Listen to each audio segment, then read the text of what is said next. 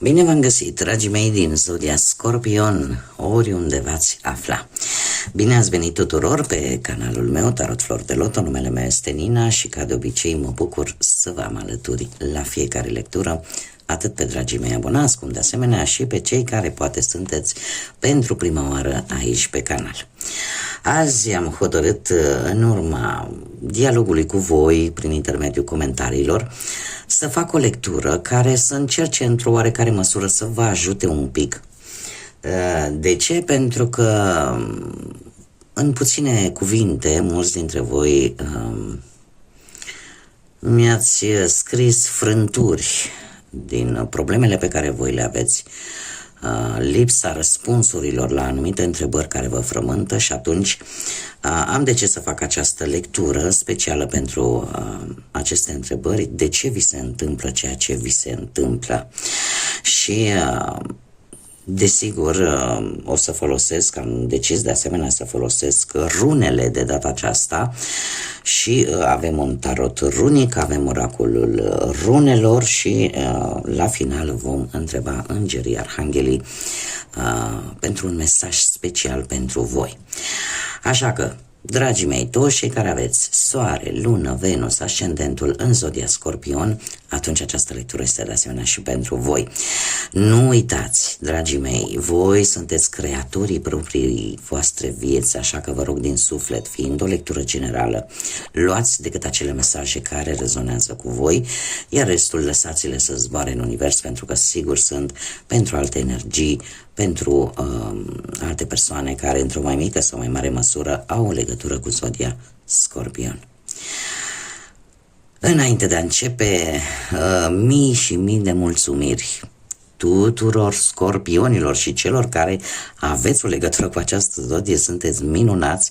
Ultimul set de lecturi pe care l-am publicat înainte acestuia, pur și simplu am rămas șocată în modul cel mai plăcut posibil.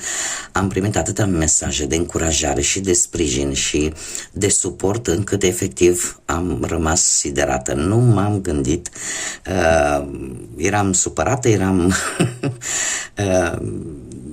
eram și un pic tristă pentru că nu înțelegeam de unde atâta răutate în lumea asta și de ce trebuie să fie rău gratuit, dar ce am primit de la voi, deci nu am cuvinte să vă mulțumesc și cât de mult apreciez aceste gesturi atât de importante și toată această energie pozitivă pe care voi mi-ați transmis-o prin intermediul comentariilor de la voi. Așa că mii de mulțumiri. Și haideți să începem și să vedem ce ne spun runele despre situația voastră, dragilor, din Scorpion. Dragii mei, situația actuală avem runa Ingus,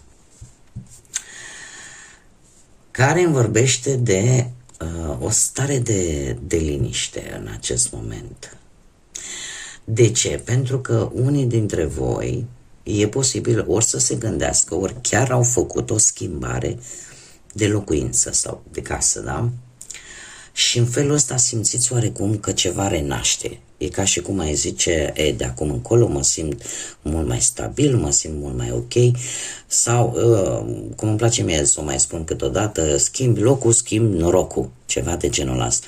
E cumva o stare de siguranță pe care voi o simțiți în momentul în care poate sunteți în acel loc pe care voi îl numiți casă, sau poate chiar la modul propriu ați făcut un schimb de casă sau ați achiziționat poate o casă.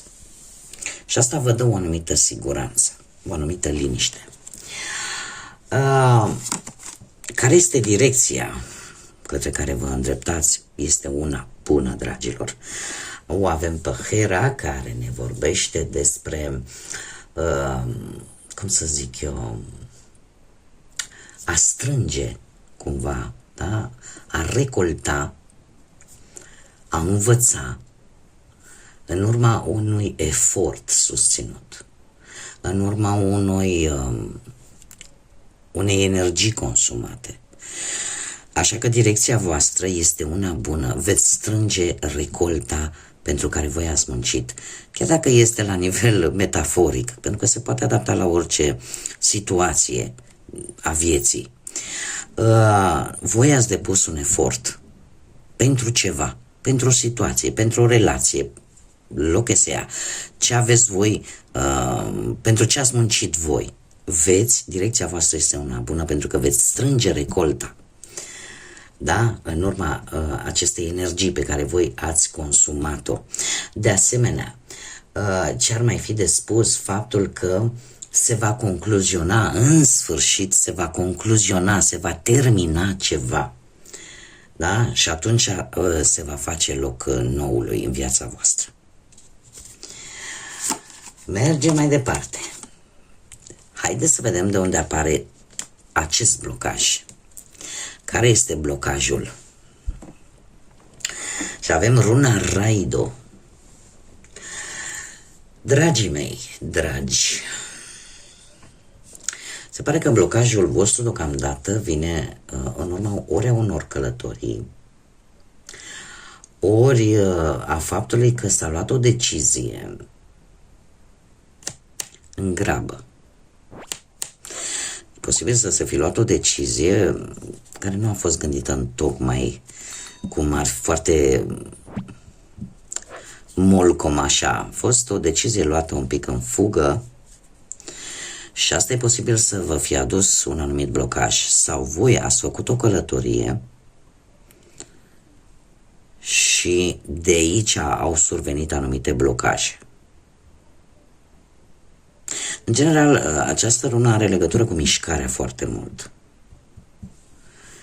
Foarte mult cu mișcarea. Eu aș mai spune un lucru. Unii dintre voi e posibil să vă fi grăbit un pic vis-a-vis de un anumit aspect din viața voastră. Ați vrut să-l faceți cât mai repede posibil, doar că știți cum e, graba strică treaba, pentru că tocmai probabil această grabă vouă nu cumva v-a adus chiar blocajul. Haideți să vedem ce ne spune tarotul runic, dragii mei din Scorpion, de ce se întâmplă, ceea ce se întâmplă pentru dragii mei din Scorpion.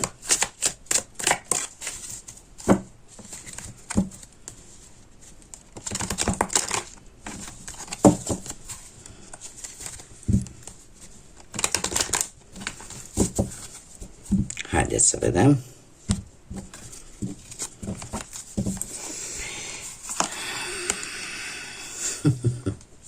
Situația actuală, dragilor, dragi, situația actuală este una în care se distruge tot. Hai să nu vă sperii chiar așa. Deci, situația actuală în acest moment ne vorbește despre ceva care nu are o bază solidă. O situație care s-a tot răgănat de-a lungul timpului, indiferent de ce vorbim, că vorbim de profesie, de bani, de dragoste, indiferent de ce vorbim, în acest moment a avut loc o schimbare bruscă în viața voastră care va da peste cap toate planurile. Este adevărat, voi o percepeți ca pe ceva foarte negativ, e posibil să și fie negativ, dar trebuie să vă spun un lucru. Și e un lucru foarte important. Atunci când vine turnul, chiar dacă voi acum percepeți totul foarte negativ și, cum am mai spus, este perfect normal lucrul acesta, veți vedea că peste ceva timp, când veți analiza retroactiv situația asta, vă veți da seama că ea s-a întâmplat cu un motiv pentru voi, pentru ca voi să aveți parte de ceva pozitiv. Indiferent ce este acel ceva pozitiv, este făcut pentru voi. În tarotul de Marseille, care este baza acestui tarot pe sistem Rider-Waite, această carte, acest arcan major, turnul, de fapt poartă denumirea casa lui Dumnezeu. Și conotația care este? Că în momentul în care ea apare, este de fapt, ca să zic așa, apare un fulger, nu? Care lovește un turn, dar fulgerul vine de sus, de la partea divină. De ce? Pentru că e ca și cum universul, divinitatea, încearcă să spună, știi, ce faci tu acum nu are o bază solidă, nu va ieși nimic bun. Și tocmai din iubire pentru oameni, pentru tine, ca om, ca persoană, când ți se întâmplă o chestie negativă de genul ăsta care te ia pe nepusă masă, este tocmai pentru că baza nu era una care trebuie. Ceva aici trebuie schimbat.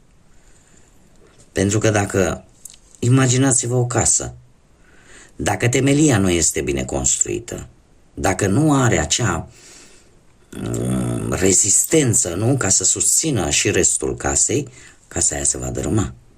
Nu are susținere de care trebuie. Cam așa e cu acest turn. Știu că multă lume se sperie și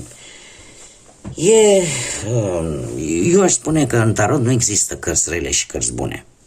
Pentru că ele pot avea conotații în funcție de cum se află unele lângă altele. Dar uite, și această carte, care aparent este percepută ca o carte negativă, ea de fapt pe termen lung va avea un rezultat pozitiv, chiar dacă voi nu-l vedeți în acest moment.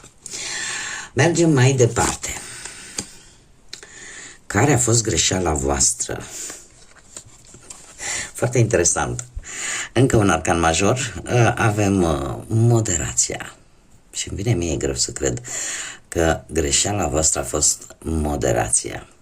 Dar haideți că așa sunt cărțile, vin și cu ghicitori. Se pare că probabil că greșeala unora dintre voi a fost că ați evitat conflictele pe cât s-a putut posibil și poate unii dintre voi ați tot strâns în ideea poate de a vă adapta mult mai bine la anumite situații, la anumite locuri, cu anumite persoane, la anumite relații și ați tot strâns. Și aparent lucrul ăsta, la un moment dat, nu, când strângi azi un pic, strângi mâine un pic, de regulă nemulțumiri, lucruri care pe tine te dor. La un moment dat ele explodează. Da? Tocmai de aceea apare acest arcan major și mi-am adus aminte acum că era o legendă vikingă vis-a-vis de acest personaj pe care îl reprezintă moderația, cu această femeie cu părul foarte, foarte lung. Exact cum vă spuneam, probabil că greșeala voastră e că ați strâns prea mult și cumva, tot evitând conflictele în ideea, domne, mă aflu într-un loc nou, ai încercat să păstrezi așa un echilibru. Doar că știu, sau unii dintre voi, nu știu dacă Zodia Săgetător vă spune ceva, lucrurile astea, eu aș zice că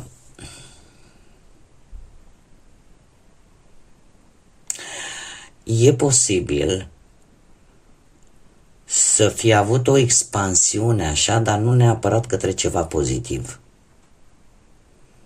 către ceva negativ. Cineva s-a obișnuit cu felul vostru ăsta de a fi, care nu este ăla care îl aveți voi în mod normal. Și probabil că aici a fost greșeala voastră. În dorința voastră de a nu crea conflicte, ca să o concluzionez așa un pic, să tragem o concluzie simplă. Deci în dorința voastră de a nu crea anumite conflicte, fie la locul de muncă, fie în relație, fie în familie, indiferent unde, voi ați acceptat multe lucruri. Da? Ați încercat să dați sfaturi, ați încercat să fie treaba bună, doar că e posibil ca cei de lângă voi să vă fi perceput greșit. Și atunci, ori, nu știu, poate unii dintre voi în acest moment simțiți nevoia aia acută de a fi lângă o anumită persoană. Alții cumva ați strâns prea multe lucruri. Știți cum se spune că de multe ori intenția noastră este una bună, dar se întâmplă câteodată că rezultatul să nu fie tocmai cum ne-am gândit noi, chiar dacă facem un lucru bun. Cam aici a fost greșeala. Da, să fi fost percepuți un pic greșit. Ce nu trebuie repetat? Și avem roata destinului. Vai. Deci, dragilor, cred că ce n-ar trebui repetat atunci când apar schimbări bruște în viața voastră, dragilor. Și mai ales în ceea ce privește roata asta a destinului sau roata norocului, care ea se învârte. Acum suntem sus, mâine sau peste un an suntem jos și iar se întoarce și iar. Nu știu dacă ați observat, dar se întâmplă lucruri ciclice. Da? La o anumită perioadă de timp în care vă merge super bine și aveți anumite perioade de timp în care lucrurile nu merg chiar atât de bine. Da? De ce? Pentru că roata se învârte în permanență. Ce nu trebuie repetat? Nu știu, probabil că n-ar trebui repetat cum să zic eu?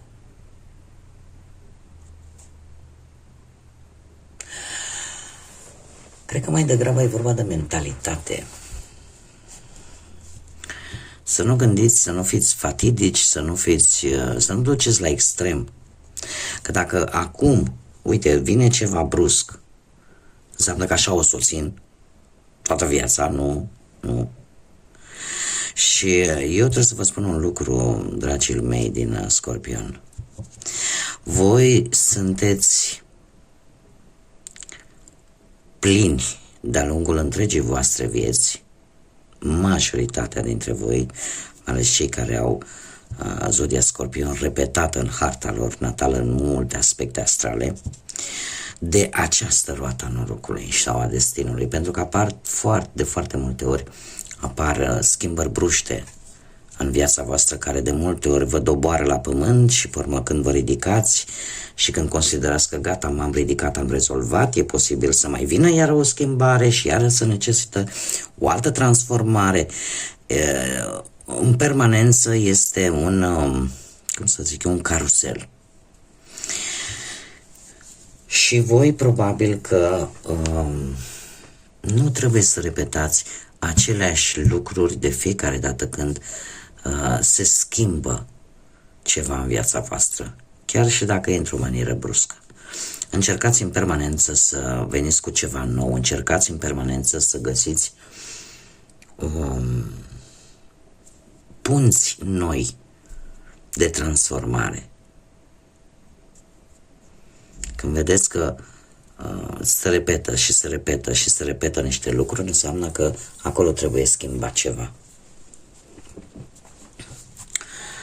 Haideți să mergem mai departe și să vedem ce trebuie să învățați voi, dragilor. Trebuie să învățați faptul că și voi puteți să vă puneți dorințe. Că trebuie să învățați că speranța moare ultima. Poate că trebuie să învățați că încrederea în tine este foarte importantă. Că comunicarea este importantă. Că de obicei vin șanse bune după perioade dificile. Asta deja trebuia să o învățați. Mai ales pentru cei care sunteți deja trecuți de o anumită vârstă în care v-ați lovit și știți lucrurile astea. Da? Și cumva asta trebuie să vi le însușiți. Faptul că sunt perioade și perioade. Și că nu trebuie să disperați pentru că de multe ori vin soluții în momente în care nici nu te aștepți. Da, mai las eu cât un mesaj așa la cei care sunteți un pic mai triști așa și vă spun, Doamne, nu vă pierde speranța. Că de multe ori nu aduce anul, ci aduce ceasul. Da? Asta trebuie să învățați. Acum, care este sugestia tarotului runic? Cu ce ar trebui făcut? Dragilor, folosiți-vă istețimea, folosiți-vă intuiția. Uitați, aici e o carte negativă.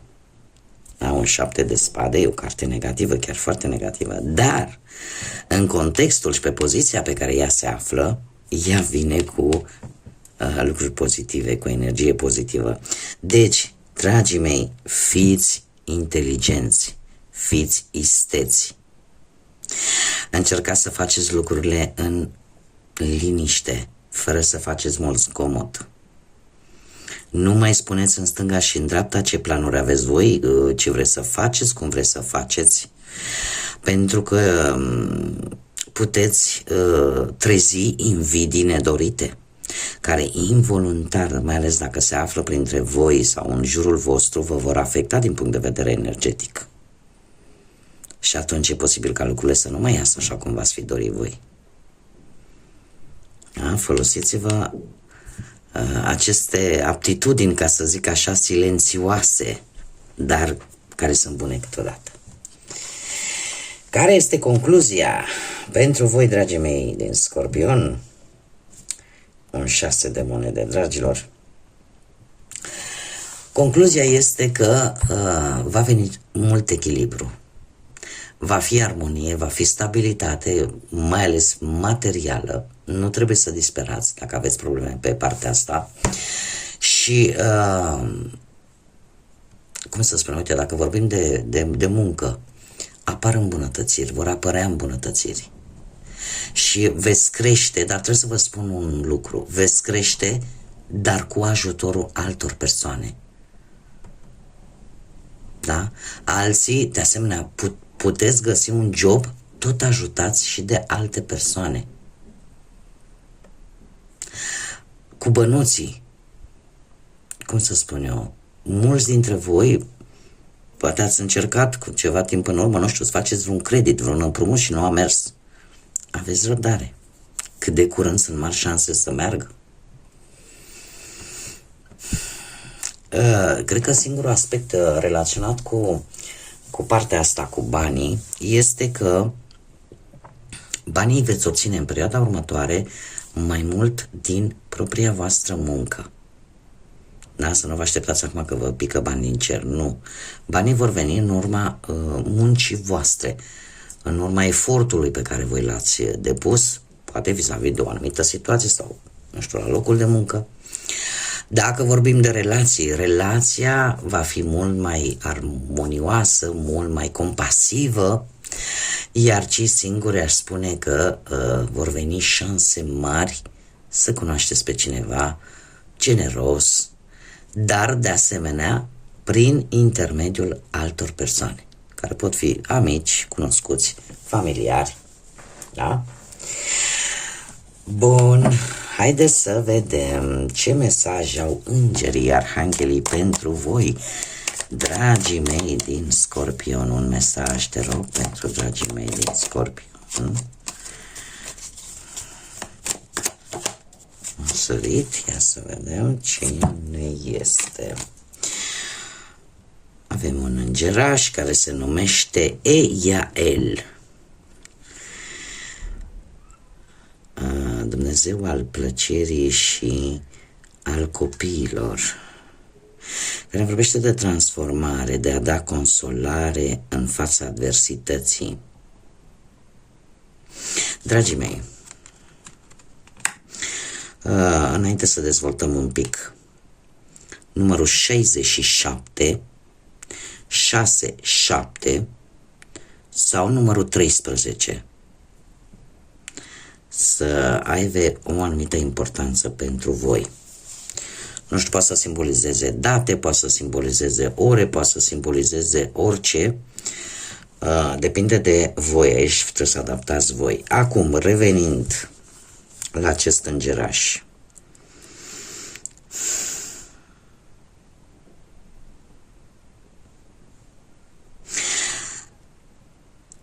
Dragilor, se pare că în următoarea perioadă, în afară de faptul că apare această transformare, voi veți primi la rândul vostru consolare și veți fi ajutați, nu? Din punct de vedere divin, universal, cum vreți voi,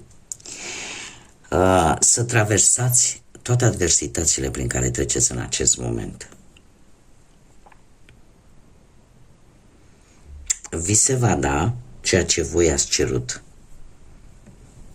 Și eu aș mai spune că chiar dacă voi ați fost decepționați în ultima vreme, pentru că poate, nu știu, v-ați bătut, ați muncit să obțineți ceea ce voi vă doreați și cumva lucrul ăsta nu s-a întâmplat, alții poate că v-ați îndepărtat poate de anumite persoane, de anumite situații, tocmai pentru că v-ați dat seama că dacă stăteați în acel loc sau în acea situație, poate distrugeați mai mult, sau poate pur și simplu ați simțit nevoia să plecați pentru a vă simți voi în siguranță. Alții poate vi se pare că ați dat, poate nu vi se pare, poate chiar așa este, ați dat mai mult și nu ați primit nimic în schimb sau ați primit prea puțin și atunci ați fost în acea situație în care ați vrut să abandonați ceva care simțeați voi că nu vă mai folosește. Doar că acest înger mie vine și îmi spune că îți va da consolare în fața adversităților și că cumva, nu știu, mulți dintre voi veți fi tentați, mai ales dacă vorbim de muncă, să renunțați. Să renunțați pur și simplu și poate să lăsați un job ca să căutați altul. Da? Alții poate sunt dispuși să vă asumați un risc financiar. Da? Alții dintre voi luați decizia de a finaliza o relație. Iar alții, mai ales cei care sunteți singuri, veți decide încă să mai căutați. Chiar dacă poate ați reușit să aveți o conversație, o comunicare cu cineva, totuși nu sunteți pe deplin convinși. Dar acest îngeraș, indiferent cum, ne vorbește de această transformare. Și vei primi consolare, adică vei trece oarecum destul de bine prin toate aceste situații. Bun, dragilor, atât am avut de spus pentru voi. Eu sper că am reușit cumva așa să vă răspund la acele întrebări care vă frământă. Încă o dată mii de mulțumiri pentru tot ceea ce voi faceți vis-a-vis de acest proiect numit Tarot Flor de Loto. Mii și mii de mulțumiri tuturor. Și până data viitoare când ne vom reîntâlni, eu vă doresc tot binele din lume. Tot binele din lume și să aveți parte de cât mai multă energie pozitivă, în așa fel încât să vedeți lucrurile așa cum sunt. Până la o nouă lectură, numai bine vă doresc și să fiți iubiți, dragilor.